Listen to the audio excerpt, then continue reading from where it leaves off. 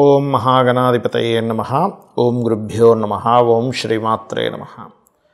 అరుణాం కరుణాతరంగితాక్షీం ధృతపాశాంకుశపుష్పబాణచాపాం అనిమాదివిరావృతాం మయూకైః అహమిత్యేవ విభావయే భవానీం. శ్రీమాత్రే నమః. ప్రేక్షకులకి లలితాంబిక అమ్మవారి యొక్క అనుగ్రహం పరిపూర్ణంగా కలగాలని స్ఫూర్తిగా కోరుకుంటూ మనం ఈరోజు 16వ తేదీ నుంచి 31వ తేదీ వరకు ఉన్నటువంటి పక్ష ఫలితాలు ఏ విధంగా ఉన్నాయి, అలాగే గ్రహస్థితి ఏ విధంగా ఉంది ఈ 15 రోజుల పాటు అంటే పక్ష ఫలితం చూసుకున్నట్లయితే, గురువు మనకి మిథున రాశిలో ఉంటూ 18వ తేదీకి మారిపోతున్నాడు కర్కాటకంలోకి. అలాగే శుక్రుడు 17వ తేదీ శుక్రుడు చూసుకున్నట్లయితే అక్కడే ఉంటున్నాడు కన్యారాశిలోనే. రవి మాత్రం 17వ తేదీకి కన్యారాశి నుంచి తులారాశిలోకి మారుతున్నాడు. మరియు తులారాశిలో కుజుడు బుధుడు ఇద్దరు ఉన్నారు. ఆ కుజుడు బుధుడు కూడా కుజుడు 27వ తేదీకి, బుధుడేమో 24వ తేదీకి వృశ్చిక రాశిలోకి మారిపోతున్నారు.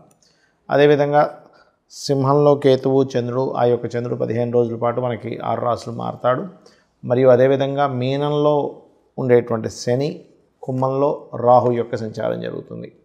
ఈ యొక్క గ్రహస్థితిని అనుసరించి 12 లగ్నాల వారికి, లగ్నం తెలియని వారి రాశి నుంచి కూడా చూసుకోవచ్చు ఎటువంటి ఫలితాలు ఉన్నాయి, ఏ విషయాల పట్ల జాగ్రత్త వహించాలనేటువంటి విషయాలు మనం తెలుసుకుందాం. అయితే చెప్తుంది నేనైనప్పటికీ ఈ విషయాలు సాక్షాత్ అమ్మగా భావిస్తూ ఒక్కొక్కటిగా తెలుసుకుందాం.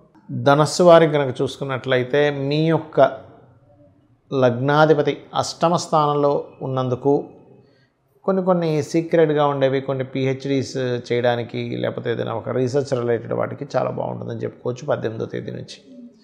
అలాగే అప్పుగా ఎవరికైనా ధనం ఇచ్చేటువంటి అంశంలో, ఎందుకంటే షష్టమాధిపతి నీచంలో ఉన్నాడు, అప్పు తీసుకోవడం అప్పు ఇవ్వడం ఈ యొక్క అంశంలో కాస్త జాగ్రత్తగా ఉండండి. 3వ స్థానంలో రాహు ఉన్నందుకు కొంత పౌరుష పరాక్రమాలు, ధైర్య సాహసాలతో మీరు ఏదైతే పనులు చేపడతారో కొంతవరకు ముందుకు బాగానే కదులుతాయి. అలాగే ఇతర దేశాలకు వెళ్ళి చదువుకుందాం అనుకుని ప్రయత్నం చేసేటువంటి వారికి ఉన్న ప్లేస్ మారడానికి అనుకూలంగా ఉందని చెప్పుకోవచ్చు. కొద్దిగా ఫ్రెండ్స్తోని షేర్ మార్కెట్ వల్ల లేనట్లయితే ప్రేమ వ్యవహారాల్లో ఉండేటువంటి వారు కొన్ని ఘర్షణ వాతావరణం చూపిస్తుంది వారికి. అలాగే దశమ స్థానంలో ఎప్పుడైతే శని ఉన్నాడో శని యొక్క దృష్టి దశమ స్థానం మీద శుక్రుడు ఉంటూ శని యొక్క దృష్టి ఎప్పుడైతే పడుతుందో కొంచెం ఉద్యోగ సంబంధించినటువంటి అంశంలో మీరు కొంత జాగ్రత్తగా ఉండండి. ఎందుకంటే ఇక్కడ ఏదో తెలియని అంటే ఒక స్త్రీమూర్తి వల్ల కావచ్చు, కొంత వాహన సంబంధం వల్ల కావచ్చు, కొంత లగ్జరీగా కొన్ని విషయాలు మనకు తెలియకపోవడం వల్ల కూడా కావచ్చు. ఉద్యోగ సంబంధించిన విషయంలో అంటే కొన్ని సాఫ్ట్వేర్స్ మనకు తెలియక మీరు అది దాన్ని ఆ యొక్క కంపెనీలో సరిగ్గా మీరు దాన్ని వాడకపోవడం వల్ల కూడా ఉద్యోగానికి ఇబ్బంది రావచ్చు. కాబట్టి ఈ యొక్క విషయం చూసుకోండి. మీ యొక్క జీవిత భాగస్వామికి రావాల్సిన ధనం అయితే అందుతుంది. అలాగే ఉద్యోగ సంబంధించిన విషయంలో మరింత ఎక్కువ ఇబ్బంది ఉందనుకునేటువంటి వారు ఓం మాణిక్య మకుటాకార జానుద్వయ విరాజితాయ నమః చేసుకోండి. మీరు నిత్యము చేయవలసినటువంటి దేవతారాధన నరసింహస్వామి యొక్క ఆరాధన చేయండి. లక్ష్మీ నరసింహస్వామి యొక్క కరావలంబ స్తోత్ర పఠనం చేయండి. ఖచ్చితంగా మీకు బాగుంటుంది, అందులో ఎటువంటి సందేహం లేదు. చాలామంది ఏమండి మేము ఎంత కష్టపడినా కూడా మాకు ధనపరమైనటువంటి విషయాల్లో అభివృద్ధి ఉండట్లేదు, ఏమి చేయాలని అడుగుతూ ఉంటారు. ఇక్కడ 3 అంశాలు ప్రధానంగా. ఒకటి, మీ యొక్క జన్మజాతకంలో ధనాధిపతి లక్ష్మీ స్థానాలను కొని ఉంటాయి. ధనాన్ని ఇచ్చేటువంటిది ధనస్థానం. అలాగే మీ ఆలోచనలు మీరు ఎక్కడైనా నిర్ణయాలు తప్పు తీసుకుంటున్నారా, ఆ నిర్ణయాల వల్లే మీకు ధన సంబంధించిన ఇబ్బంది తగ్గుతుందా అని చెప్పేది పంచమ స్థానం. పూర్వజన్మ పుణ్యాన్ని బట్టి వచ్చేటువంటి ధనయోగం ఉంటుంది, అది 9వ స్థానం. అలాగే లాభాలు, వ్యాపారాలు బట్టి వచ్చేటువంటిది లాభస్థానం. లేదంటే నేను జాబ్ పరంగా చేస్తానండి అన్నప్పుడు 6వ స్థానాన్ని, దశమ స్థానాన్ని ఇట్లా చూస్తూ ఉంటాం. అయితే ఇందులో ఒక్కొక్క గ్రహానికి ఒక నిర్దిష్టమైనటువంటి కారకత్వాలు ఉంటాయి. ఒక్కొక్క గ్రహానికి గుర్తుపెట్టుకోండి.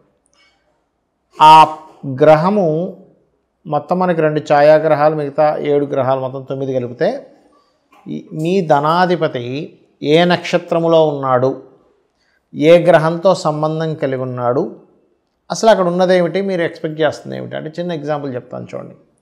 మనం చక్కగా మామిడికాయకి సంబంధించి మామిడి చెట్టుకు సంబంధించిన ఒక టెంకని పాతాం. అదేమైంది, పెద్ద అయింది, వృక్షమైంది, మొత్తం మామిడి పళ్ళు ఇస్తుంది. మీరు ఎక్స్పెక్టేషన్ మాత్రం చింతకాయలు రావాలనో లేకపోతే సీతాఫలం రావాలనో అనుకున్నారు, అది రావట్లేదు. ఎక్కడి నుంచి వస్తుంది అంటే మీరు ఏదైతే నాటారో భూమిలో దాని యొక్క ఫలమే వస్తుంది. అలాగే మనం పూర్వజన్మలో ఏదైతే కర్మ చేశామో ఆ కర్మ సంబంధించిన ఫలితం వస్తూ ఉంటుంది.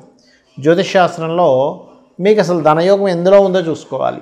అంటే ఒక వ్యాపారం చేస్తే ఉందా, ఉద్యోగం చేస్తే ఉందా, ఆ ఉద్యోగం కూడా ఇక్కడ చేస్తూ ఉందా, వేరే రాష్ట్రానికి మారాలా, వేరే దేశానికి వెళ్ళాలా.